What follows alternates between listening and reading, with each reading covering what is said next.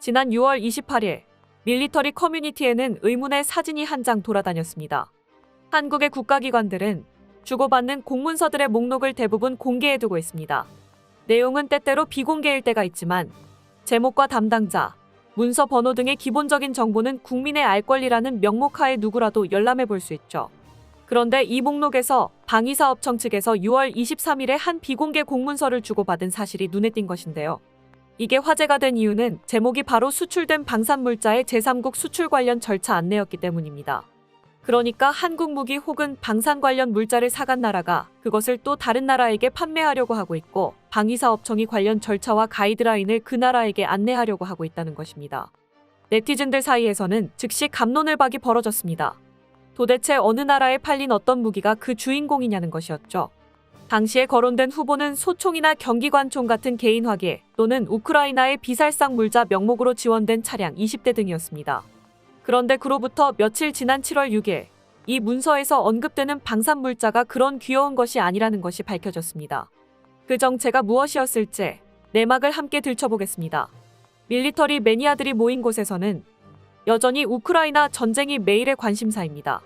이들은 여러 출처를 통해 전선의 상황, 관련 각국의 동향 등을 매일 확인하고 있죠. 7월 6일에도 어김없이 아침부터 간밤에 나온 소식을 확인하던 사람들은 깜짝 놀랄 수밖에 없었습니다. 늘상 하던 대로 우크라이나 측의 공식 채널에서 나온 전선의 상황을 확인하고 있었는데 거기에 뜬금없이 K9의 이름이 거론됐기 때문입니다. 심지어 거론된 경위도 단순히 입에만 담은 것이 아니라 진짜로 우크라이나에 들여오겠다는 맥락이었습니다. 우크라이나에 대한 지원을 하더라도 살상 무기만큼은 결코 지원하지 않겠다는 원칙하에 행동하던 한국. 실제로도 한국은 적어도 직접적으로는 살상 무기를 지원한 적이 없었습니다. 그런데 갑자기 우크라이나 측에서 K9을 전선에 투입하게 됐다는 발언을 직접 한 겁니다. 한국이 판매하거나 공여한 적이 없는데 이런 일이 대체 어떻게 가능한 것인지 의아하던 찰나 앞서 나왔던 방사청의 공문서가 뇌리를 스칩니다. 제3국 수출 관련 절차. 한국이 K9을 팔았던 나라 중에 한 곳이 그 K9을 우크라이나에 팔았다면 성립 가능한 이야기입니다. 그리고 우크라이나 측의 추가 정보로 그게 어디였는지도 확실해졌습니다. 바로 튀르키예였죠. 우크라이나의 공영방송 우크린폼은 최근 시작된 여름 공세에 관련해서 우크라이나 국군 총참모부 주작전국 부국장 올렉시 그로모프를 인터뷰했습니다.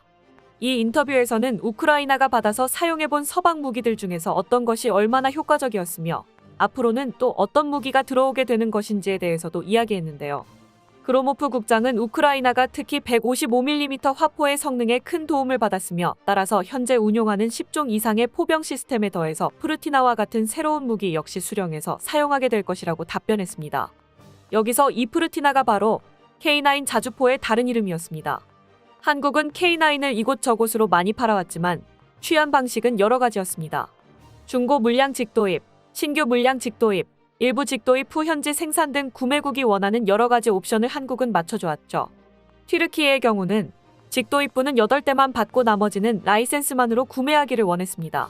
초도 물량 8대를 받은 뒤로는 일정 물량까지 생산할 권리와 부품 60여 종의 공급까지만 한국이 보장해주고 튀르키예 측에서는 이를 활용해서 필요 물량을 채우고 남는 분량은 수출도 하는 조건이었습니다. 그렇게 해서 탄생한 K9의 튀르키예 라이센스 생산판의 이름은 T155 프르트나. K9의 파생형 중에서는 원판과 가장 가깝다고 볼 수 있는 물건입니다. 정확히는 K9의 대부분 특성을 계승하지만 일부 핵심 부품이 원본보다 성능이 조금 떨어지는 것으로 대체되어 있는 것인데요. 한국에서 공급되는 60종의 부품 외에는 튀르키예가 자체 개발한 부품을 사용하려던 것이 원래 계획이었지만 실제로는 대부분 적당한 외산 부품으로 바뀌어 있다고 하죠. 튀르키예가 한국에서 라이센스를 구해온 것은 자체 개발 자주포를 만들려다가 기술 성숙도의 문제로 포기했기 때문이었는데요. 라이센스를 사오고 나서도 그 격차를 메우지 못했던 게 원인이 되어 결국 프르트나는 K9의 열합판이 되고 말았습니다. 엔진은 독일제 MTU 881KA 500으로 바뀌었는데 최대 출력은 1025마력 수준이고 포탑의 형상의 기존 자체 개발 사업에서 연구하던 설계를 반영했습니다. 포탄 적재량은 조금 늘릴 수 있었지만 이 때문에 K10 탄약 보급차와의 호환이 불가능해졌고 튀르키예는 FA-EARV라는 별도의 탄약 보급 차량을 개발해야만 했죠. 차체 형상도 조금 바뀌었고 사격 통제 체계는 원판보다 훨씬 열세인 것이 들어갔습니다. 그나마 2019년 프르트나2라는 이름으로 개량된 모델에서는 좀 더 나은 부품들을 구해왔는데 수출은 이 시점에서야 겨우 해볼 만해졌죠. 올해부터 도입이 시작된 프르트나2는 튀르키예 육군에 총 140문 도입되며 카타르 육군에도 20문을 공급할 계획이 있다고 합니다. 그리고 엔진을 공급했던 독일의 반대로 불발됐던 아제르바이잔 수출에도 다시 도전한다고 하죠. 프르트나는 나름의 실전 경험도 있습니다. 2020년 시리아 내전에 참여해서 러시아의 지원을 받는 시리아 정부군을 상대로 괴멸적인 피해를 입힌 전례가 있었죠. 시리아 정부군은 이들리브 지역을 장악하기 위해서 전차, 장갑차, 포를 다 합쳐 100여 대나 동원했는데요. 튀르키예는 무인기를 동원해 양동작전을 벌이고 적들이 혼란에 빠진 사이에 무인기가 수집한 위치 정보를 이용해서 프르트나로 정밀 포격을 가했습니다. 이 사건은 어떻게 보면 러시아 무기체계와 한국 무기체계의 대리전 성격이 있었다고 할 수 있었습니다. 이때 멋지게 러시아 무기들을 해치운 프르트나의 소식은 노르웨이에서의 테스트 결과에 대한 소문과 함께 작년 폴란드가 원본인 K9을 대량 구매하는 데에 큰 영향을 미쳤다고 전해집니다. 그리고 이 프르트나가 이번에는 우크라이나에도 들어간다는 것인데요. 폴란드가 우크라이나에 공여한 AHS 크라프에 이어서 K9 파생형으로서는 두 번째로 우크라이나 땅을 밟는 것이 됩니다. 크라프가 포탑부터는 한국과 관계없는 물건이다 보니 K9의 기본적인 성능을 구현하는 데에 초점이 맞춰져 있는 프르트나는 비교적 원본 한국 무기에 훨씬 가까운 셈인데요. 이러한 결정이 이루어진 배경에는 크라프에 대한 우크라이나 병사들의 높은 평가가 있었던 것으로 보입니다. 크라프를 우크라이나 국방장관이 직접 콕 집어서 극찬했을 정도기 때문이죠. 작년 6월 크라프가 배치되었을 때 우크라이나 국방장관 올렉시 레즈니코프는 부대가 전선에서 전투 임무를 수행할 준비가 됐다고 발표하게 되어 기쁘다고 말했습니다. 그 뒤 한참 운용해보고 나서는 크라프 자주포는 조준 속도와 사거리 모두에서 잘 입증되었다. 우리는 이러한 기계의 자원과 기능을 연구해왔으며 제조업체의 개선을 위한 제안을 제공하고 있다고 덧붙였습니다.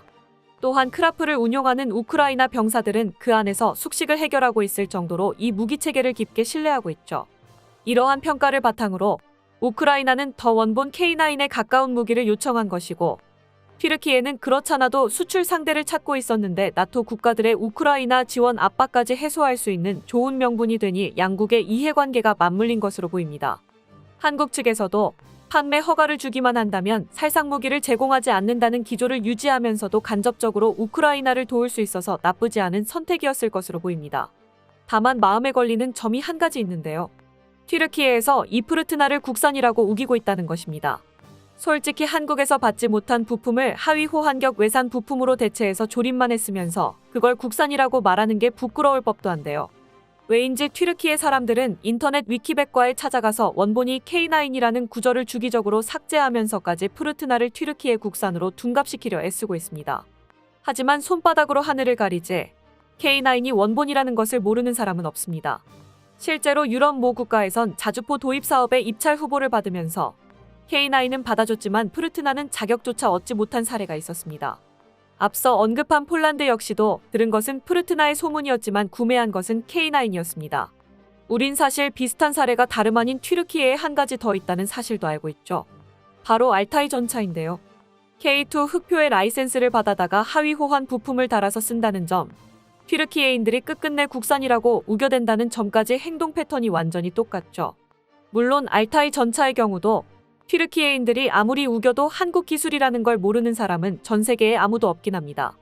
다만 국산 방산 기술의 귀중한 실전 경험을 모으고 또한 홍보할 수도 있는 기회가 되어야 할 이번 사건이 한국이 아닌 튀르키예의 공으로 기억될까 우려되는 점은 없잖아 있는 것이 사실입니다.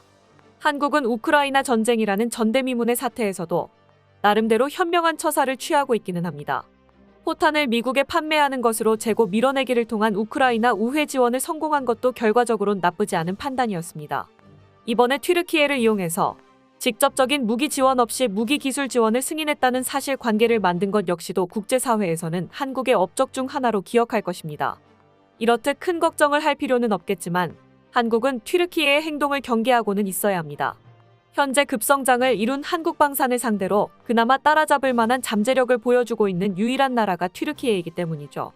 아직까지 튀르키예의 방산 기술은 못 믿어온 점이 많지만 방심하고 있다가는 추월당할지 모른다는 것은 인지하고 있을 필요가 있습니다. 이번처럼 튀르키예를 이용해 이득을 취하는 전략을 사용하는 것도 좋지만 손 쓸 수 없어지기 전에 한국은 튀르키예에 대한 견제책도 생각해둬야 할 것입니다. 끝까지 시청해주셔서 감사합니다. 도움이 되셨다면 좋아요를, 다른 이야기도 궁금하시면 구독을 눌러주세요.